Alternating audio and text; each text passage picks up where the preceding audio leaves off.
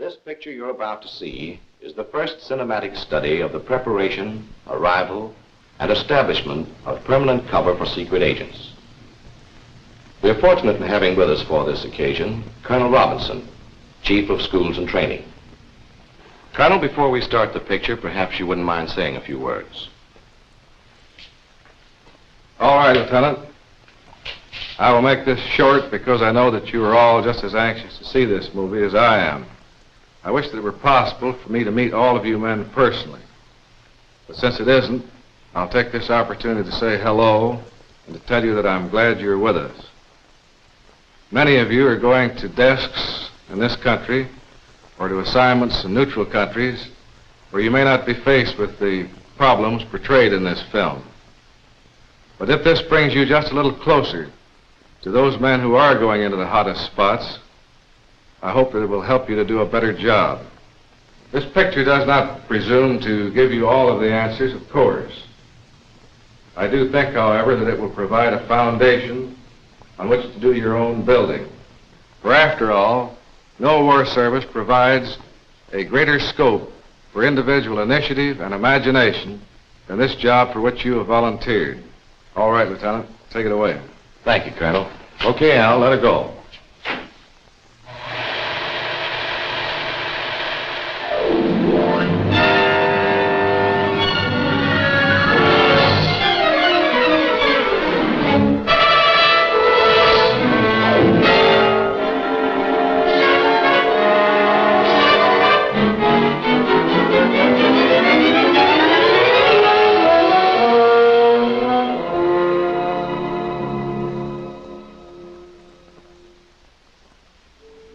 Yes, this is an undercover agent. At least the popular conception of how such a fellow looks and behaves. He is inconspicuous. He blends with his environment. He is, in short, the ideal agent from the enemy's point of view. He's just the kind of agent the enemy is waiting for with open arms. And for that reason, just the kind of agent you aren't going to be.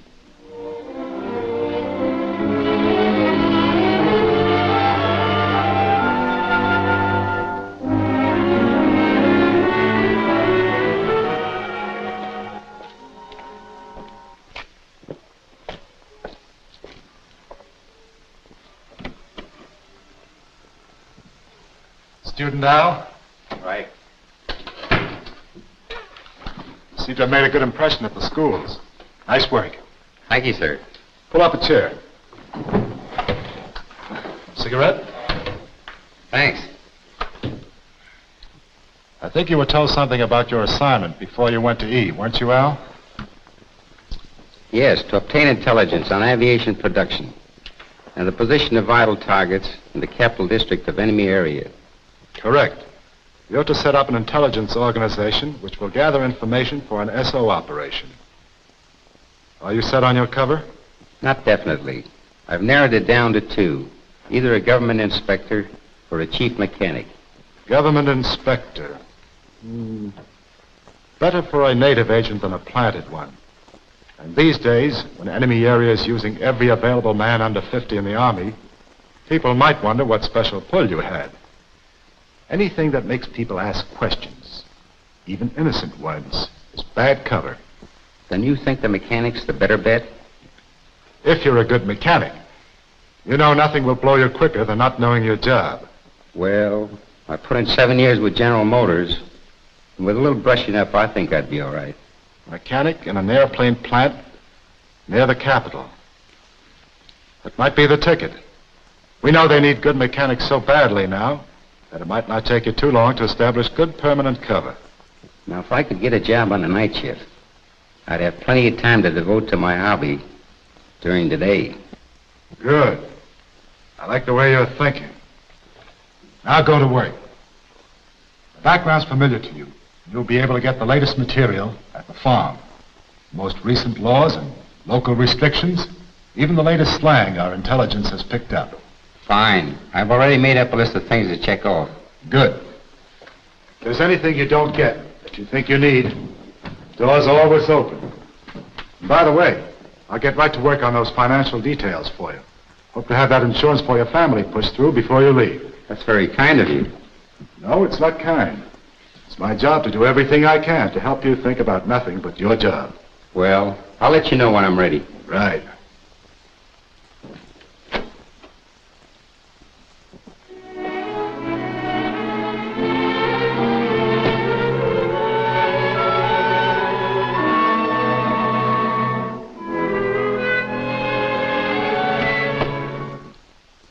Good morning. Morning. I'm student Charles. Lawyer, eh? Pretty good cover. Thank you. Sit down. I'm going over your evaluations from the schools. Oh, that stuff. I spent enough time on the other side to know my way around. That's what you told him at E after they took your pants off at the Thursday night round table. If you set me down in a real spot, it'll be another story. We're considering you for a real spot. We're trying to establish a man in one of enemy area's chief seaports to observe the naval concentration there and to find out whether or not there's a submarine base in that vicinity. Now, you could do it if you went in with the right attitude. Look, if you think I've got the ability, don't worry about my attitude. Which port is it? El Porto. El Porto! My old stamping grounds. I could draw that coast with my eyes closed. Well, this job calls for you going in with your eyes open. Now, you know the locale all right. But that isn't enough to get by. Now, think it over and come back when you're ready to talk cover. I'm ready now. El Porto, let me see. I've got it. A fishing boat skipper. I've raced around there enough to know the channels by heart. Fishing has possibilities. And we have a lot of contacts with fishermen around there, you know, who could probably take care of you. Then it's all set. No, it's just something to consider now. And if it doesn't hurt your feelings, we'd like to bust you from skipper to an ordinary seaman. You know, every skipper is known to the shore patrol there, but if you were just a member of the crew, like the thousands of in every seaport, you might get by with it. Get by with it. I talk the language like a native. I know those waters better than most natives. How can I miss? Very easily. By going on like you've been going, by knowing all the answers before you even think of the questions. Now, we'll give you all the dope you require about this El Porto area, but just don't read it. Absorb it. Okay, if you want to waste time. But I tell you, I know El Porto like a book. Perhaps the enemy has added a couple of chapters since you've left. Aye, aye, sir.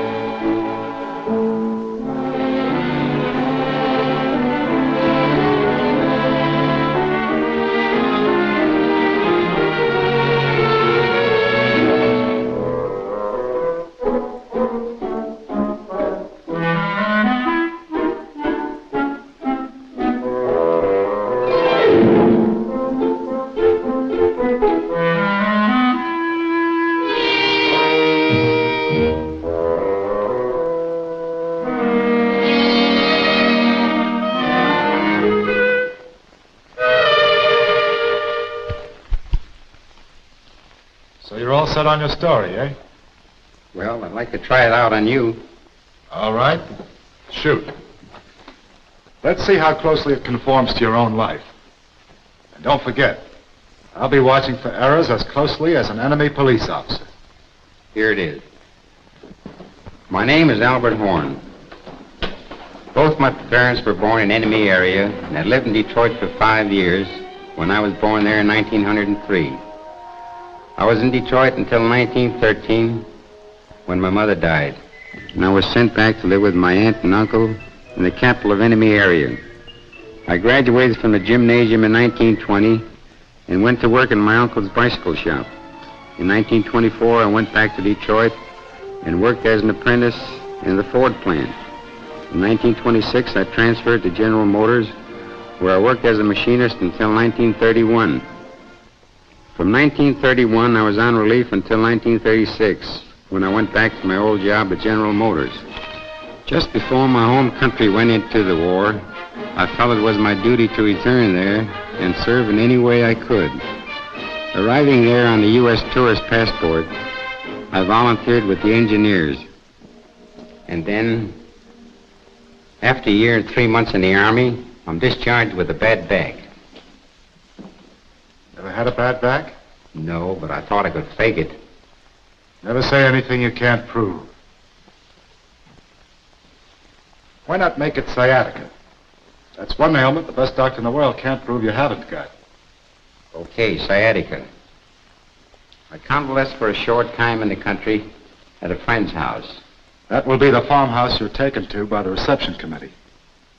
And then when I'm directed to find employment in an aircraft factory because of my technical experience, I come to the capital and make arrangements for an interview with the superintendent of the Falcon plant. Sounds all right, Al. That story ought to stand up.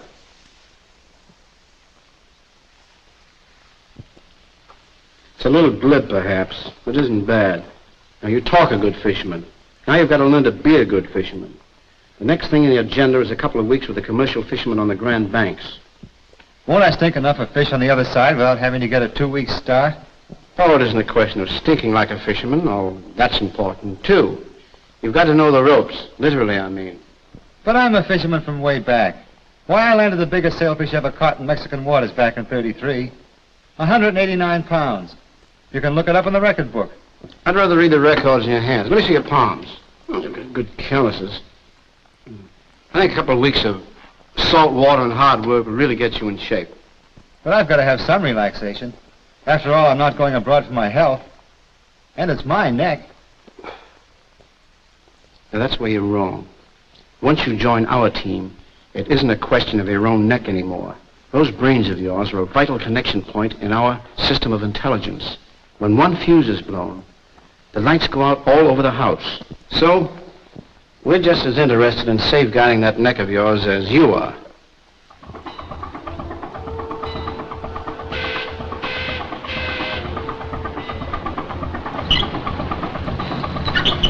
Hey, man, on that goddamn line, too!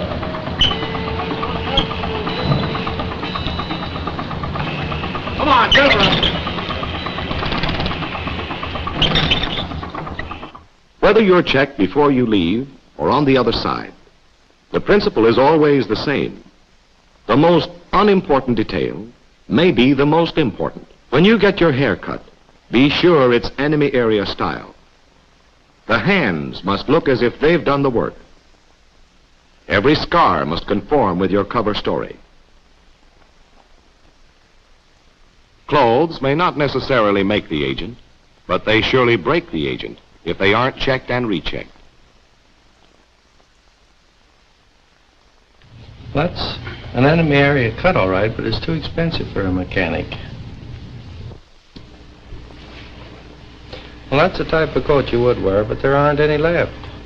That's right. The Army got all the heavy coats in the last winter drive. How about that one? I think this raincoat would be better. Every piece of clothing is examined for the right labels, the right laundry marks, the proper amount of wear and tear. Every toilet article examined minutely. How about this razor? Well, they use straight razors over there now because of the shortage of blades. Even if your papers have been forged by experts from the most recent enemy area documents, proof them yourselves. Just a minute. This Army discharge reads Alfred Horn. Everything else is Albert Horn. Nice eye, Al. Just want to see if you're on the ball. You don't have to worry about the rest of those papers. Even the texture and watermarks have been duplicated. Just as important as your official papers, and more subtle to select, are your casual effects, the odds and ends you happen to have with you that may be more convincing to the enemy area police than your identification and travel permit. the stickers on your suitcase, a handful of cigarettes, a train stub, an old address book, a letter addressed to you as a private in the Army from a girl in the town you're going to, and a snapshot of her with you in an enemy area uniform. Details, each one a thread woven into the pattern of your cover story. How many cases of blown cover you studied were due to neglect of some insignificant detail of cover that didn't seem worth checking a second time? I've got 10 jolly sixpence. I've got sixpence to last me all my life. I've got a tuppence to spend, and tuppence to lend, and tuppence to take home. This is to German my wife Agent X. for a wife. He landed in Canada from a submarine 2 days ago. So far, he's doing all right for himself. His landlady believes he's a war worker from out west in British Columbia. This afternoon, his forged papers and his convincing lying got him a job in an aluminum plant. No wonder he feels like joining in the singing. Of the silvery moon, happy is the day when we line up for our pay as we go rolling, rolling home. Say, that's not bad. Come on over and join us, will you? Thanks. Don't mind if I do. I got 4 pence, jolly, jolly 4 pence. I've got 4 pence to last me all my life. I've got tuppence to spend and tuppence to lend, and no pence to send home to my wife, a poor wife. No cares have. That's very funny. That's all. I have another beer. Thanks, but it's getting late. I'd better be going. Oh, don't be a killjoy. We're just beginning to wet our whistles. I'd like to have another drink with you boys, but I gotta be on the job at the crack of dawn. Good night, fellas. Oh, we'll see you again. So long. What's the damage? That'll be $1.80, sir. That's easy. Keep the change. Thanks. Come again. Righto. Hey, will you look at this? What do you got there, Peg? One of those old bills the government called in before the war. Gee, I haven't seen one of these big fellas in a long time. Now, where the devil do you suppose he got this? Yes, Agent X was doing all right for himself until he passed an obsolete bill, 1/3 larger than the present issue. Months of preparation were nullified by insufficient attention to what seemed like an insignificant detail. Carelessness, conspicuousness, blown cover. That's the fatal triple play that put German Agent X out of the game.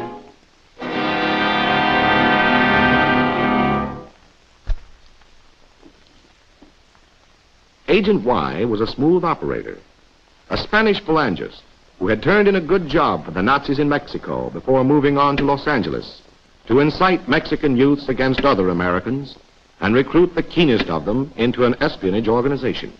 He has not been in Los Angeles long, but long enough to win friends and influence zoot suitors. Come on, kids. I got paid today. Have another shot. Brother, this tequila is murder. What the hell? The Army's getting you next week anyway. What have you got to lose? Just a stomach, that's all. Hey, muchacho. Ándale, another round. Another round? Are you kidding? You know what time it is? A las 12. The bar is closed. Here's $1 for yourself. Maybe that'll help keep the bar open for one more round. Say, you're really a killer, aren't you? Killer? What do you mean calling me a killer? Killer diller, trying to buy me off for a lousy buck. When the state commission finds me $500 for selling after hours. Oh, I see. Killer. That's an expression you use, eh? Say, how long you been in L.A.? Oh, I don't know, 3 or 4 years. Where'd you live before that, Juanito? San Bernardino. Come on, let's get out. What's the nickname for San Bernardino? What is this, 3rd degree? Since when do customers have to answer questions by stupid waiters? Vamos, muchachos.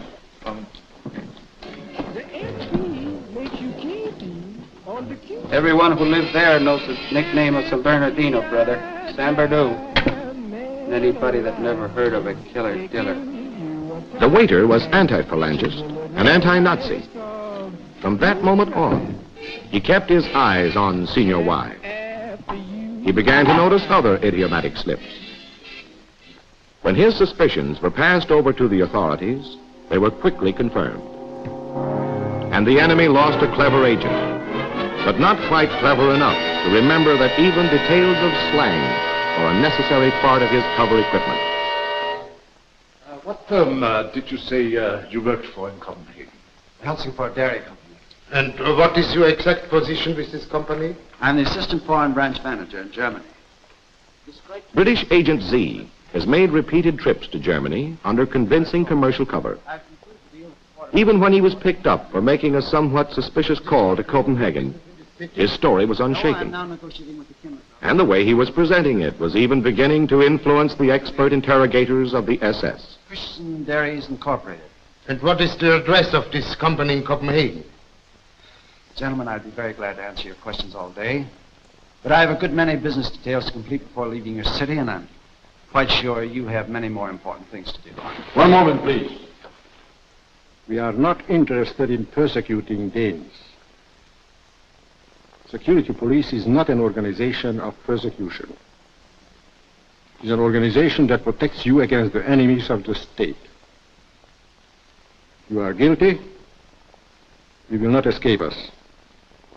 If you are, when you say you are, you have nothing to fear from us. Then I have your permission to leave? Yes, you may go. Thank you. Pardon me, Captain.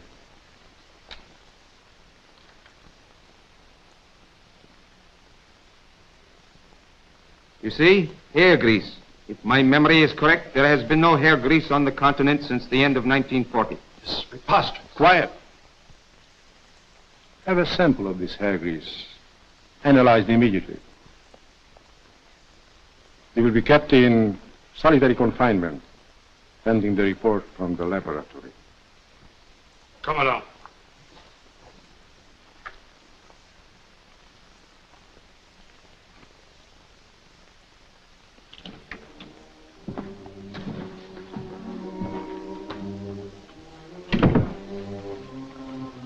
So you have not been in England since 1938, eh? Then how do you account for the fact that this hair grease is a British product which has been applied with A first-rate cover story, and an excellent man, destroyed by a few drops of hairdressing, thoughtlessly rubbed into his hair during his last trip to England a few days before. Months of training, final weeks of thorough briefing, and our agents are ready for the second leg of their journey, on to base country. Charles in a heavy bomber under temporary military cover, while Al crosses as a private on a common transport. In a fashionable apartment in a base country capital, Al locates his desk. You seem pretty well prepared on the whole. We'll have a final briefing as soon as you lose your sea legs. Thank you. We picked up some of the latest changes in enemy area regulations that may alter your documentation a little. I wish they'd quit making new regulations every day. I'd sleep better. Well, from their point of view, they think they're being very clever. They keep changing the rules every 5 minutes. A newcomer can't stay hidden very long, theoretically. But we found that by keeping our eyes open and using our heads, we can beat that game. For instance, don't go into a strange bar and order the first thing that pops into your head. Your favorite poison may be on the verboten list that day. Look around and see what the others are drinking. Then if you're stuck, appear undecided so long that the waiter will suggest something for you. Mm-hmm. Just remember, this is no suicide mission. It's a 24-hour-a-day job with the odds all in your favor. And to make sure of that, I always tell my men to take out life insurance. I think that's been taken care of back in the... No, I mean your own personal life insurance. By leaving open some avenue of escape in case things get too hot for you. Study your means of exfiltration just as carefully as infiltration. I've known men who were expert drivers in first, second, and high, but who never knew how to go into reverse. Don't worry. I'm not the hero type. Good. But just how do you go about leaving this avenue of escape? Well, in the first place, have a cover story ready for that emergency exit. As soon as possible, hide a cache of money somewhere. And when you start building your organization, keep contacts whose only function is to help your getaway. In other words, when I buy this ticket to enemy area, you want me to make sure it's a round-trip ticket. In another base country, Charles is concentrating on last-minute details of his infiltration into enemy area.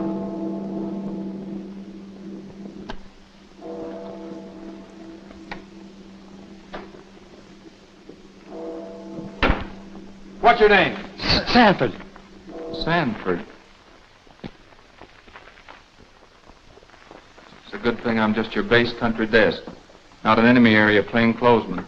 From now on, your name's Charles Santos. The next time you give your right name, you may find your interrogator just a little less cooperative. Christ, this is a hell of a way. Listen, there's less chance of having your sleep interrupted later on. You get to know your new name better than your old. Oh, it's practically second nature with me now. It's just that Tomorrow, you'd better concentrate on nothing but that name. Drink it. Eat it. Walk around with it until you know it well enough to come up with it out of a sound sleep. Okay.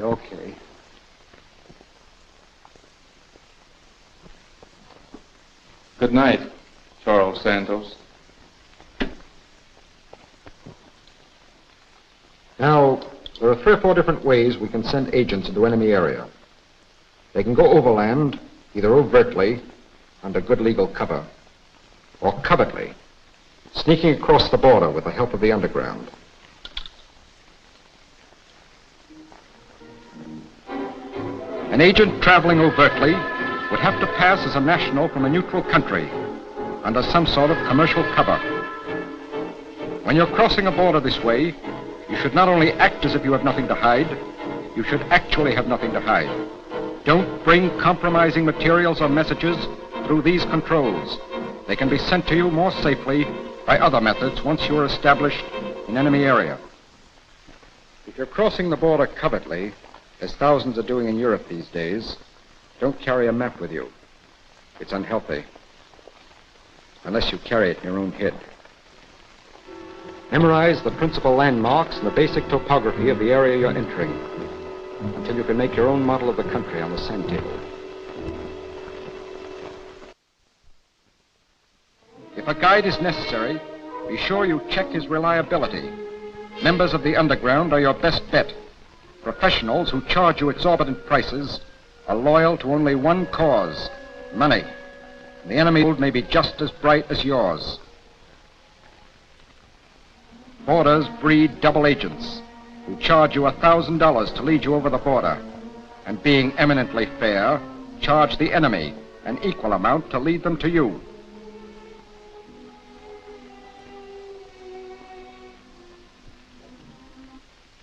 If you're worried about doubling back on yourself, use your ingenuity in fashioning an impromptu chart of your course, camouflaged as harmless doodling.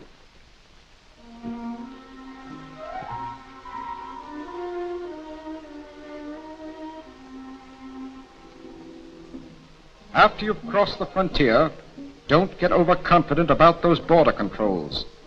You're in a 24-hour-a-day battle of wits, and the enemy has secret weapons of his own. Keep moving across country by a circuitous route.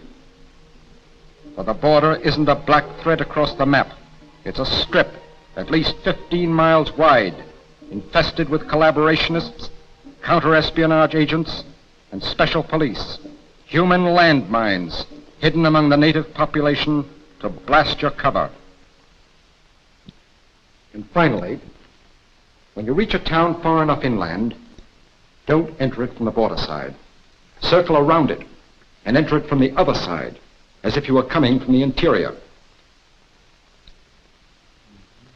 But as I understood it, I was going in by plane. Yes. In your case, it will be safer and faster to drop you by parachute. We, like our men, do have a good working knowledge of other methods of penetration. How about these plane landings I've heard of? Naturally, when we have a field that we can land on safely without being discovered. It's more efficient. We can pick up an outgoing agent at the same time, for instance. The only place we can land on safely now is guerrilla territory. How low is this plane going to be when I jump? Maybe it'd be a good idea for you to sit down with a pilot who's going to fly you in. He'll give you the dope on just how it's going to be. And another thing, we never set a date until we're damn sure we found the right dropping point. Like this one we picked out for you, for instance. It's just about perfect. It's a level grassy space large enough to allow for adverse wind conditions. And it's far enough removed from trees and telegraph wires so that daylight won't find you hanging out there like an ornament on a Christmas tree.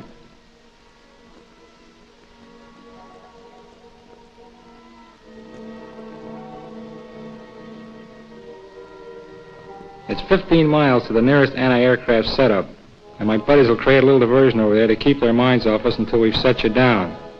There's a river running closely that I can follow practically all the way in, and a couple of little lakes on the other side that make pretty good landmarks to help me spot the place in the moonlight.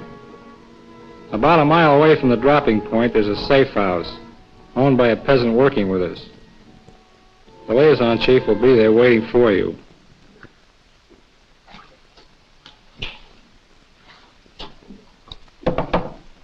Everything's on schedule.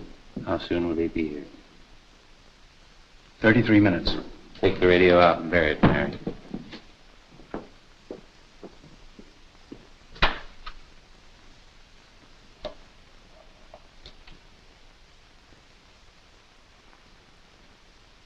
The container being dropped with Al is bulky evidence of Al's arrival, unless it can be buried deep enough and fast enough. For empty containers, buried instantly, tell no tales. We're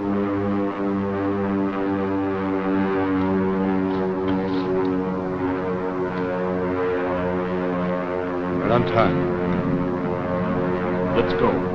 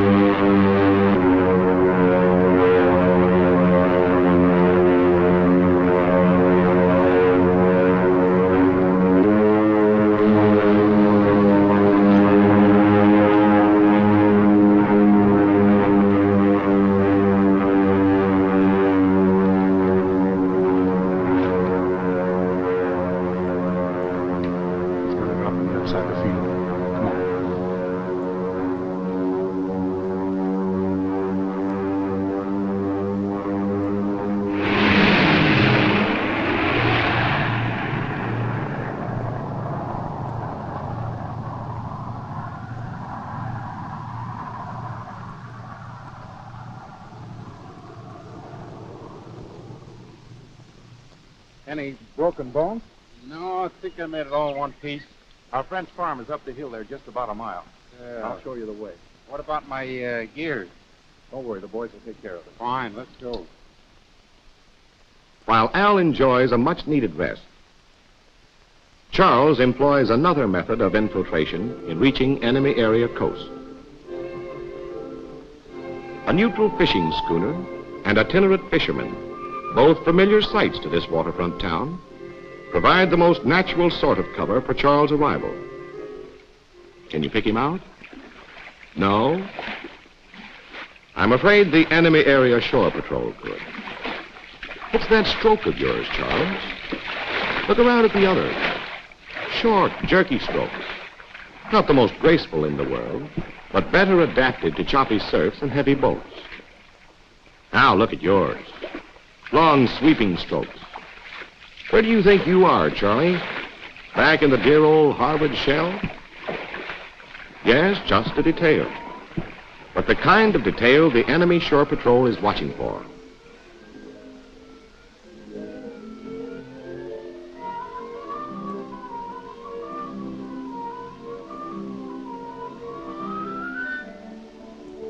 Wait a minute there, Charles. How about that knot? Don't tell me you've forgotten the fishermen here have their own particular method of tying up a boat. Keep your eyes open and your mind open, Charles. Otherwise, you're liable to tie that knot around your own neck. As soon as curfew is lifted, Al hits the road to the nearest railway terminal. Ask him where he is coming from, and he'd say, From the farm where I was convalescing after I was evacuated from the bombed city of Coburg. And where was he going? To enemy town to visit my fiancée and try to get a part-time job until I'm strong enough to get into a war plant.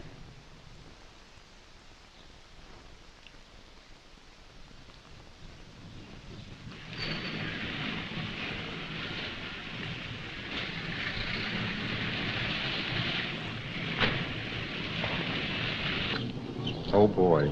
Maybe I can get a hitch to the station. Wait a minute, Al. What did they tell you about cars in enemy area? 9 out of 10, they're state officials. Just the boys who might ask embarrassing questions. Better hoof it, brother. It's better to find a hole in your shoe than a hole in your cover.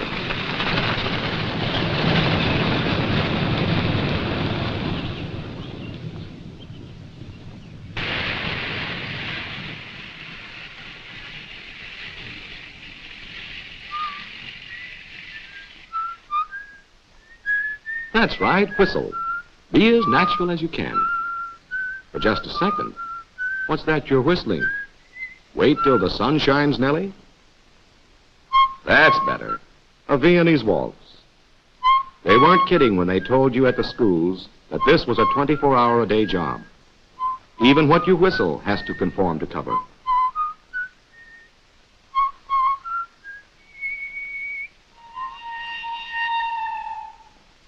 So far, so good, Al.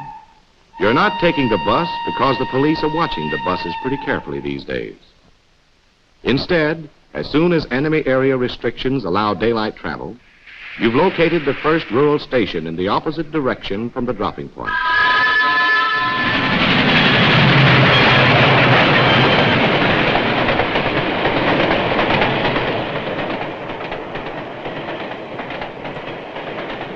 Travel permits. Let's see your travel permits.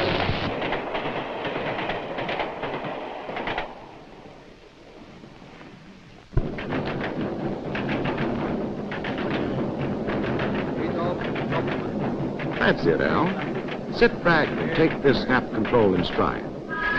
You've left all compromising material behind to be sent to you later at a previously arranged address. And you know your temporary cover story for this trip holds water because you tested it for leaks at the farmhouse last night.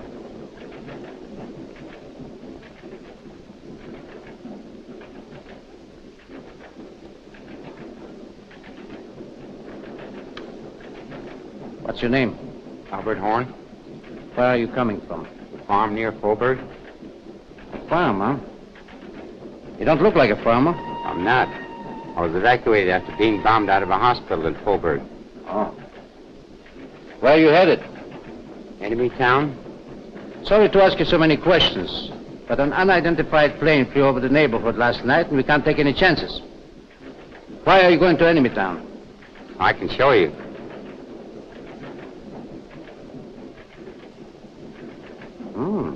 Not bad. My fiancée.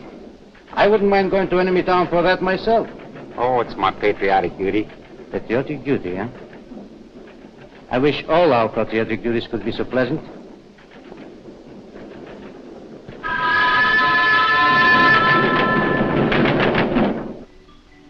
In enemy town, halfway between the dropping point and the capital, Al heads for the address he was given by the liaison chief.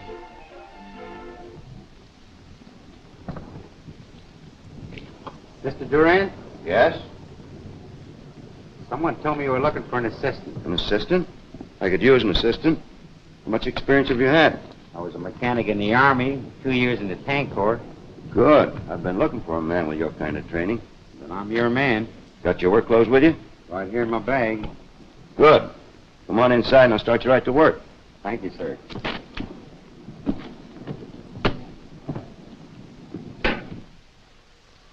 Over the noise of the machines, Durand gives Al the necessary instructions for the last leg of his journey to the capital.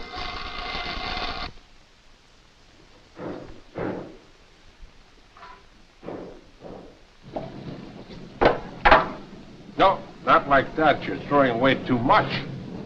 Nowadays, they take 4/5 of our catch. So we use this for chowder. The foreman sees you throwing this away and they wonder where you were when he warned you about it 4 weeks ago. Oh, I'll just tell him I was out of town that day for my old lady's funeral. I can see you're a very brave man. If you don't mind my saying so, you're too spirited. Look at these fellas around you. They are half dead with hunger and sadness. Must work twice as hard for half as much. Their sons are taken away from them, and their children die. Their will to live is very weak. Only men like us are not broken yet, but we must appear beaten too, so as not to stand out from the others. Remember the agent's first commandment, Charles. Don't be conspicuous. Good cover doesn't come automatically with the right clothes. You must put on a new attitude, a new disposition, to fit those foul-smelling baggy pants and the old boots. The best cover story in the world won't protect you if you cannot live that cover.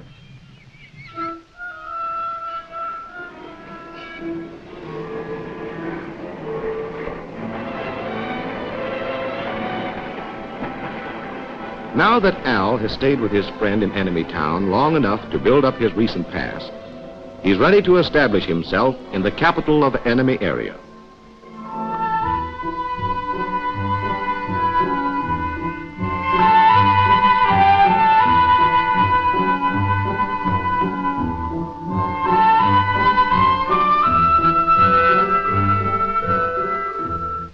Here it is, a big city.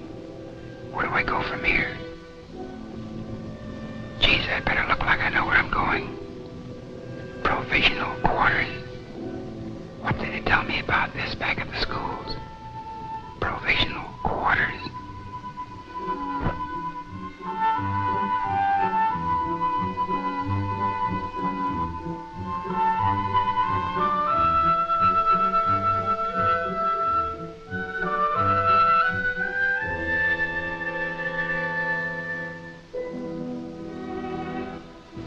A big hotel. How about that? Lots of people. Easy to lose myself in there. Full of loose talk. Might get a chance to pick up a little info. But remember what we told you, Al. That's why informers like them, too. That's why the desk clerks, the maids, the waiters, and the bellboys are all on the payroll of the secret police. And how about conformity to cover? What's a mechanic doing at the best hotel?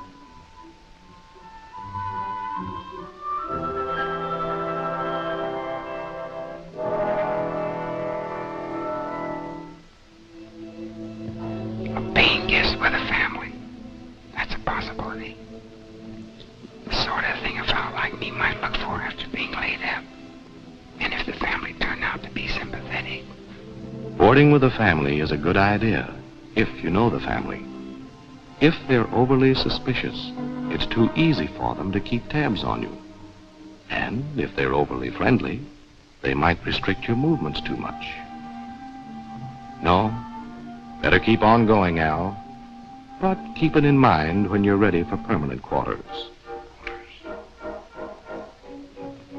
A lodging house. That's the sort of place a mechanic might go. And there's too many of them in town for the cops to check them all. I want you to take it like I'm running a respectable house. The nerve of them bringing that hussy right upstairs. Forget that talkative landlady, Al. She'll be watching you like a hawk.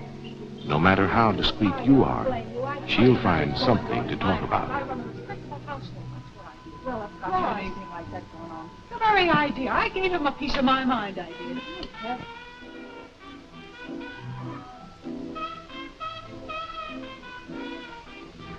Now here's an idea. A streetwalker's apartment. The most natural thing in the world. No register, no questions asked.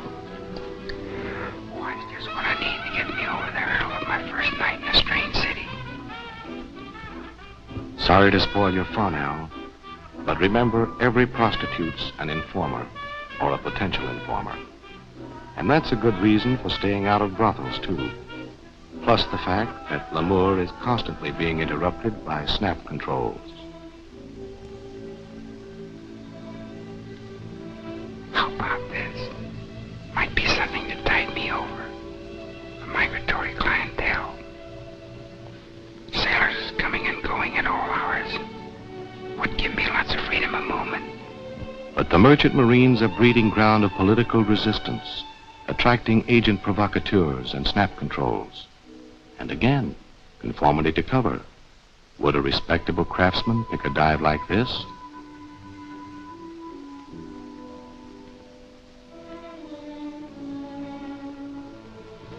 A medium-sized hotel.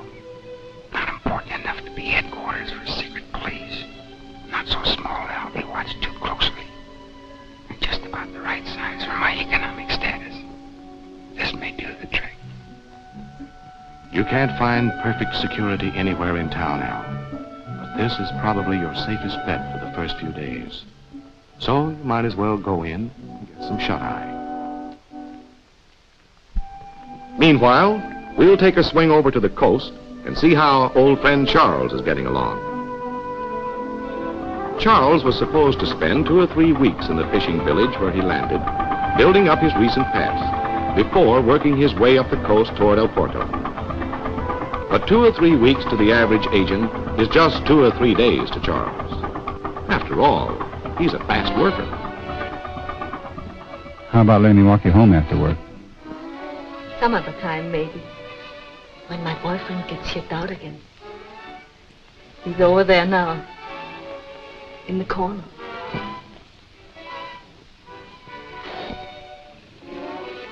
He gets sort of jealous sometimes. Submarine, eh? Well, what does he look like? This is kind of a hangout for them, isn't it? You better drink your beer. All right, all right.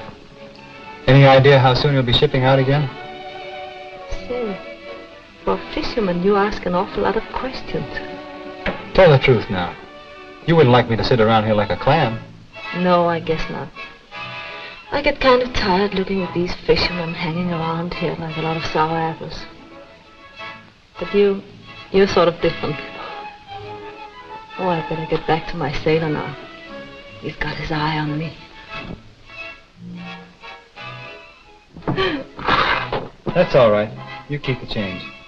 Say, what do you catch out there? Goldfish?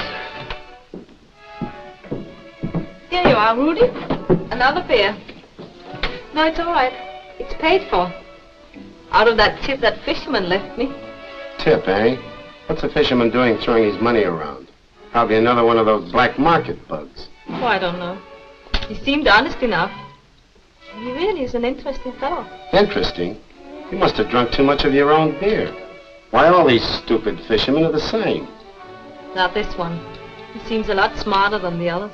Well, he better not get smart with you.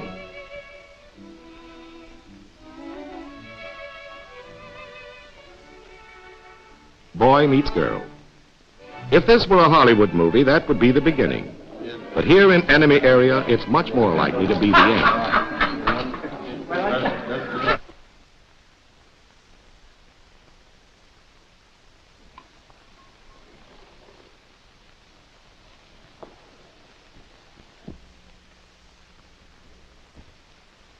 What's the matter, Al? Have a bad night? Getting jittery? Don't let it get you down. Sooner or later, it happens to the best of them. You can handle it.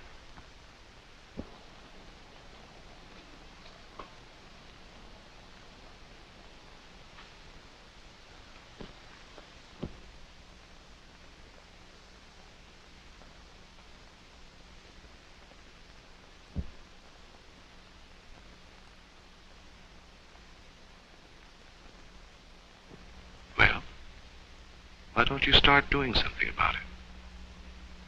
Nobody around here stays in his room all day unless he's sick or scared.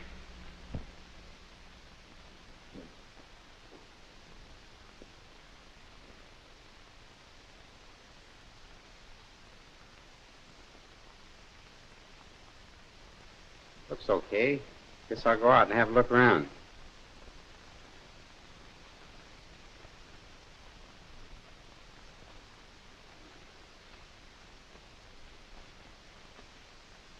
Go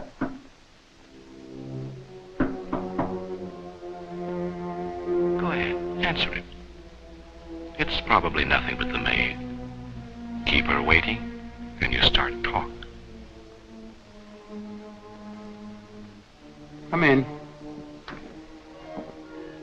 Good morning, sir. May I clean your room now? Oh, why, sure. I was just getting ready to go out. Well, it was a little better last night, wasn't it, sir?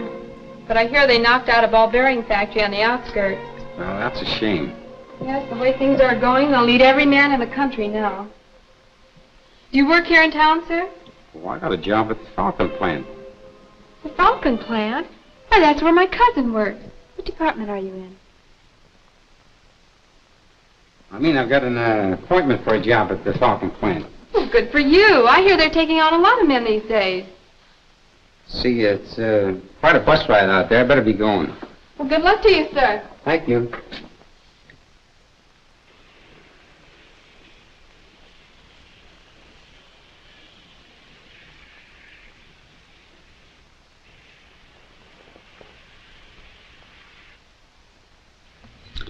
Wonder if they see anything strange about me. Jesus, the policeman. My God, I think he's going to stop me. Don't get jittery, Al. Remember what we told you. If something frightens you, don't run away from it. Turn and meet it. Easy does it now. Pardon me, officer. Do you have the right time? 10:35. Thank you very much.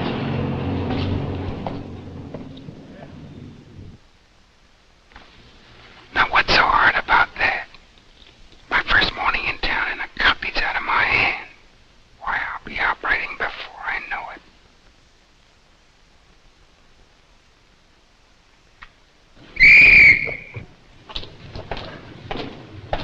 Don't you know you shouldn't throw things in the street? I'm sorry, sir. I guess I forgot. Forgot? With signs all over town warning you against it? Let me see your identification card.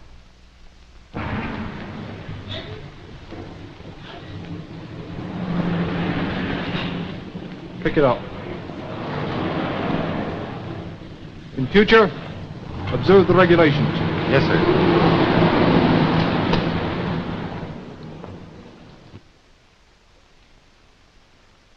Operating before you know it. Blown before you know it, you mean? That's right, Al. An overconfident agent doesn't have to look for trouble.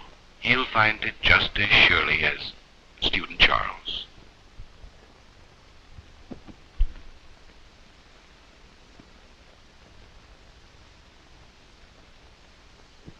All set to make sensational disclosures. The goddamned idiot, what the hell's he trying to do? Show off? Al Porter's a pretty vital spot. He ought to have his brains examined. If he has any left after the enemy secret police get through with him.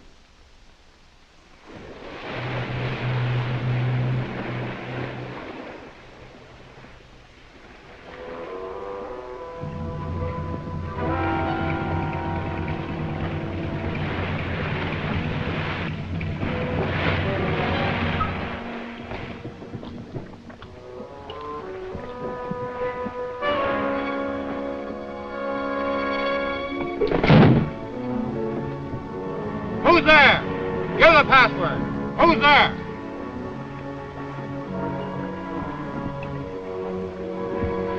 Halt!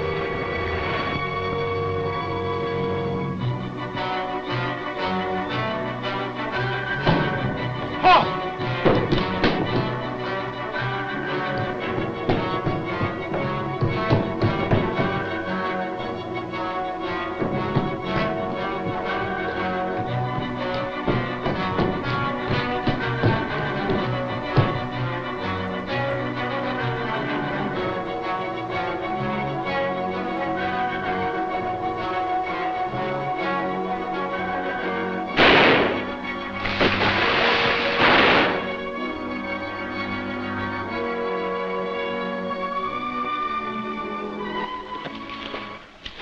Let's see.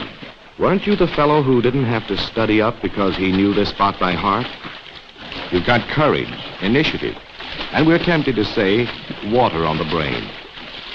Look at you, soaking wet, out of breath, in danger of your life. If you were a good agent, instead of just a daring one, you'd be home in bed like any other respectable member of enemy area society. Well, your papers seem to be in order. Like any other respectable member of enemy area society, Al gets a war production job. Report to the East Gate on the night shift. Thank you, sir. Moves in with a private family. Makes friends with his fellow workers. Attends the government labor rallies. Listens faithfully to all official broadcasts. Receives praise from the foreman as a conscientious workman. Takes a stroll through the park on his way to his job on the night shift. Like any other respectable member of enemy area society.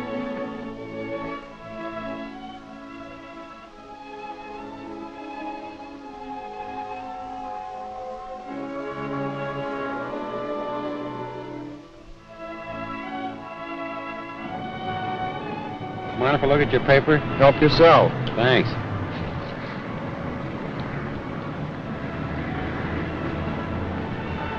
Say, I see we shot down 12 more of their bombers last night.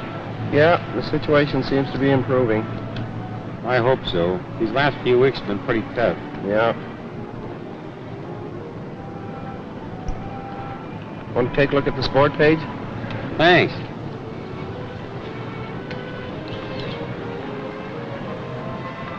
Say, the champion's going to try to make a comeback after all. I thought he was all finished after they shot him down on the Eastern Front. Just a couple of enemy area citizens having a harmless conversation on a park bench. At least that's the way it looks to passersby. But this casual conversation covers the first meeting between our agent and the cutout, who will carry his first message to the WT man to be radioed from enemy area.